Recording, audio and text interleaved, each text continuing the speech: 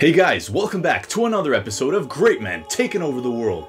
I'm Ren, and today I'm going to be taking a look at what's considered a PlayStation 1 classic, a game that's actually in the works right now for a remake. I'm going to be taking a look at MediEvil.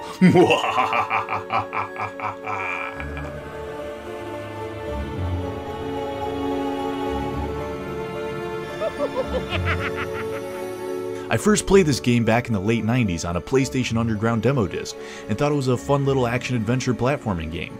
I was hacking and slashing my way through zombies in the very first graveyard level as this weird-looking skeleton dude. Besides that, I kinda forgot about it and never played the actual game at all.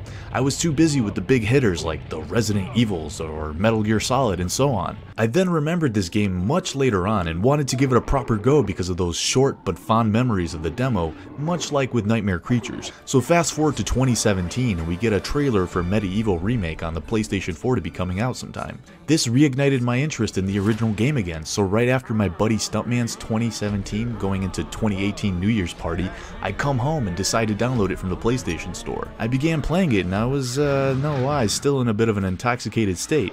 And I was thinking that this game was pretty cool. I played like 2 levels, then I passed out and didn't play the game up until now, which was well over a year later because I wanted to play some more PlayStation games, but I needed a break from all these survival horror ones that I've been playing lately. Besides this small bit of the demo, this game doesn't really hold any nostalgic weight to me. I'm gonna see if this game is any decent now, over 20 years after its release. So, is MediEvil a broken, nightmarish relic of the past? Or is it a buried classic destined to be brought back from the grave? Let's find out. A long time ago, there was a peaceful kingdom called Galamir, yet within this kingdom lived an evil asshole of a sorcerer named Xerok that was not too keen on said peacefulness. He wanted to stir some shit up, so he raised an army of demons to help him take control of Galamir. Legend tells of the king's militia, led by his esteemed knight, Sir Daniel Fortescue, that fought Xerok and his demons. Although mortally wounded by the end, Fortescue managed to destroy the sorcerer and went down in history as the hero of Galamir, or so the legend goes.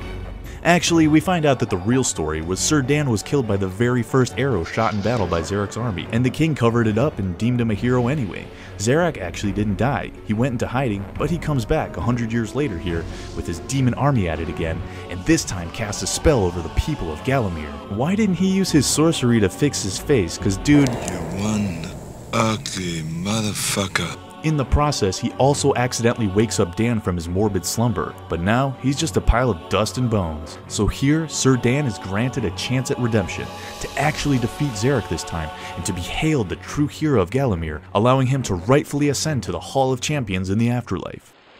The most notable and unique aspect of this game that I have to mention right off the bat is the game's presentation. Definitely inspired by the Ghosts and Goblins games, but even more so by Tim Burton's style of movies, particularly that of Nightmare Before Christmas. It just oozes that dark and gothic, yet charming and whimsical tone that's so prevalent in that movie. The soundtrack is great and sounds like a straight up Tim Burton movie score.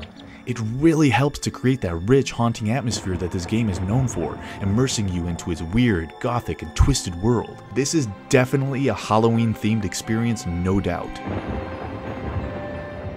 You go through graveyards filled with zombies that seem to be dancing or something as they walk. Are they getting ready for the Thriller music video or something?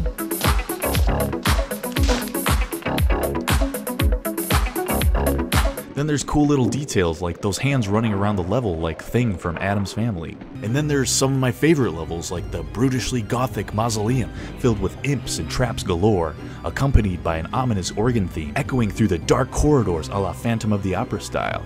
Ooh yeah, gotta love that atmosphere, baby.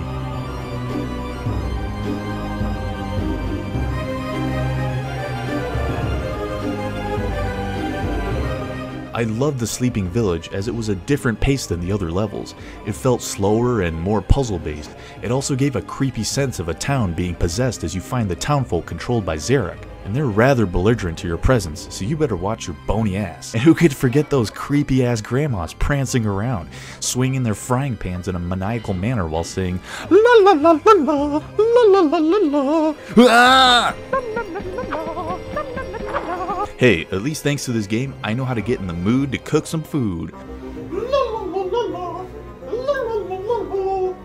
I also love that this game doesn't take itself too seriously. The whole idea of Sir Dan looking goofy and being a bit of a joke of a hero really adds to the humorous charm here. I mean, he uses his arm as a weapon and even throws it like a boomerang for Pete's sake. Not to mention there are plenty of other hilariously voice-acted NPCs giving this game a lot of personality.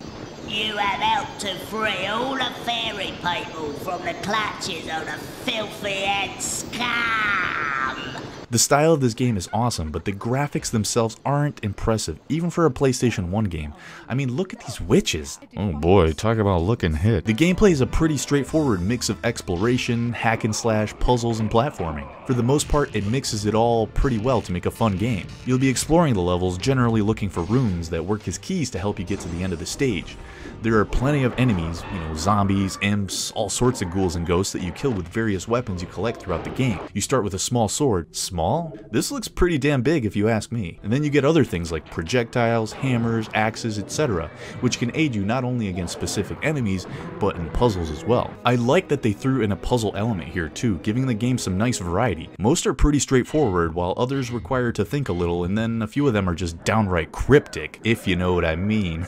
No, but for real, like this puzzle right here, you're supposed to press these buttons in a certain order, and the game shows you this diagram, but how the hell am I supposed to use that to help me to find out the order to press them in? Like, what in the shit? The platforming bits? Oh, I'll get to that in a minute, don't you worry. The boss fights are pretty easy and not particularly memorable, although I guess the stained glass demon did look pretty cool. If you kill enemies throughout the level, you fill up your chalice meter, and once it's full, you have to go find it and then finish the stage. Afterwards, you go to the Hall of Heroes that's filled with goofy talking statues. These weirdos have a lot of personality in their own ways, and they don't miss the opportunity to diss Sir Daniel and remind him of his inglorious demise, which doesn't quite match up to his undeserved honorable reputation. Ah, poor Dan. You jawless arrow magnet!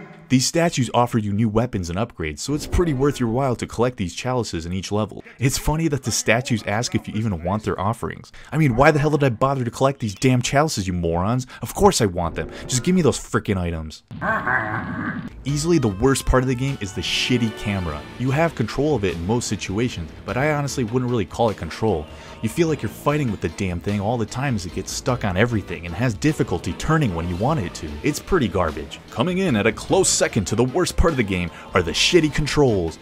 Moving Dan in an open area feels kinda awkward somewhat, but it isn't bad. It's not until you have to move him on narrow walkways, and especially the platforming parts where you have to jump, are just straight up fucking retarded. It feels like his feet are encased in a block of ice where you feel heavy and awkward trying to move, but end up slipping around everywhere too. Some of the levels that rely on platforming, like the Pools of the Ancient Dead stage, are a pain in the ass. I hope you pack plenty of life potions because these parts will run you over like week-old roadkill.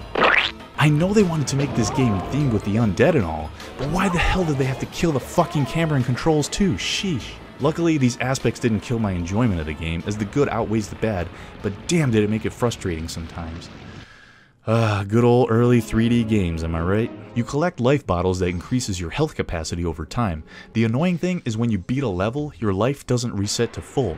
Not even if you get the chalice and go to the Hall of Champions, which I think is really stupid. I had to go to one of the first easy levels over and over and over just so I could refill my health from the fountains every goddamn time I was low on health after beating a more advanced level. This was annoying and felt like artificial difficulty. So I'm gonna give MediEvil a 7.5 out of 10. It's a good game, and I was kind of surprised that I enjoyed it more or less all the way through. There were some parts in the game where I couldn't put it down and just kept wanting to see what was in the next level, and what new weapons and items I would get, as I really liked exploring Galamir. The presentation is absolutely fantastic. Although the graphics themselves aren't impressive, the style and haunting atmosphere as well as whimsical charm, that of a Tim Burton movie, makes for a lot of personality and brings this game to life. The music just solidifies all this as it feels like a movie score. I love how it brings humor in, making the game not feel totally morbid, as it feels like it is aimed for a younger audience. Some people even say this is like a Dark Souls for kids. The camera and controls suck zombie balls, making me mark the game down a bit because of that. The zany characters you meet are funny and bubbling with personality, and it's always entertaining to hear them never miss a chance to give good old Dan some shit. Dan is a likable, funny character. He doesn't talk all that much, and when he does, it's almost incoherent mumbling since his jaw is missing. He's had had some bad luck and now he's kind of a laughingstock amongst the other heroes, but seeing him redeem himself and becoming the hero he never was is pretty cool. He's a unique character, and I'm glad that there was a sequel, which I haven't played yet, and also a remake on the PSP, which I hear mixed things about. Like I said in the beginning of the video, a true MediEvil remake is in the works and is due to come out this year for the PlayStation 4. And judging from the trailer, it looks really cool. I can't wait to try this version out and see how it compares. They even have Sir Daniel Fortescue as a playable character in that Super Smash Bros. Version that Sony made in their own PlayStation All-Stars game, in case anyone played that and was just wondering where that skeleton dude was from. Well, now you know. I recommend this game to anyone that enjoys action, adventure, and platforming games, or even Tim Burton movies like The Nightmare Before Christmas.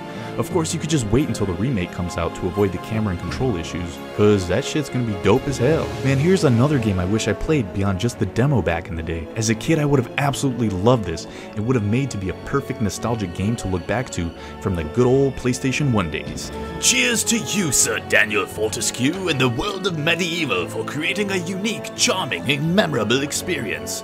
We'll see you again real soon, you bloody dead bastard, you.